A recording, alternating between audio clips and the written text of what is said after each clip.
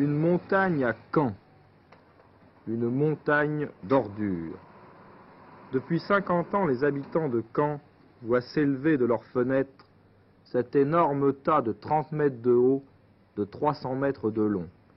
Des logements par milliers ont été édifiés à ses pieds. Leurs occupants n'apprécient guère ce voisinage. Nous avons des mouches dans les caves, c'est rempli de rats. C'est pas intéressant. Surtout pour les enfants, là, ils sont terribles, les jeunes garçons. Ils vont monter là-haut, on risque d'attraper, tu sais quoi. C'est pas toujours agréable, quoi, puis ça sent pas toujours bon, quoi. Vraiment, faut y mettre ça ailleurs quand même, quoi. Je suis asthmatique, alors il faut pas que je reste là. Il faudrait que je trouve un logement plus portable que je suis en France. À cause du tas d'ordures? Oui. En regardant ces images, nous comprenons le mécontentement de ceux qui habitent près de cette montagne de déchets.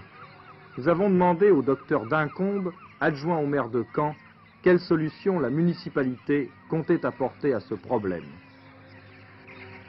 Quand on a créé cette décharge, on était à 2 à 3 km à peu près des premières habitations et par conséquent, c'était parfaitement normal. Alors pourquoi a-t-on construit des habitations à proximité de cette décharge? Alors on a construit parce que progressivement la ville s'est agrandie et qu'il a fallu loger les nombreuses personnes qui demandaient à habiter dans le secteur de Caen. Et c'est ainsi qu'on en est arrivé à s'approcher de la décharge actuelle. Nous avons préféré d'abord faire les logements et maintenant, nous nous sommes préoccupés, il y a déjà quelques années, de l'élimination des déchets. Une usine a été conçue sur le plan de l'agglomération caennaise par un syndicat de communes.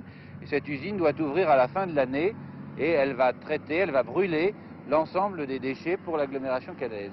Alors, à partir de la fin de l'année, nous n'aurons plus d'ordures ménagères ici. Ce qu'on continuera d'apporter, car ce sera nécessaire au modelage de la butte, c'est de la terre, comme tous ces camions que vous venez de voir passer d'ailleurs, sont tous, vous le voyez, chargés de terre et ils recouvrent les ordures au fur et à mesure. Eh bien, cette terre, on en amènera pour aménager la butte.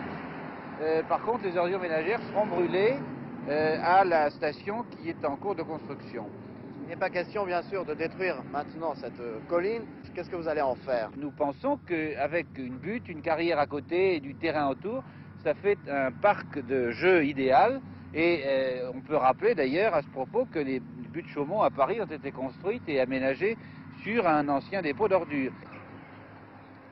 Voilà une excellente idée. Nous reviendrons dans un an voir ce parc de loisirs. Une expérience à suivre.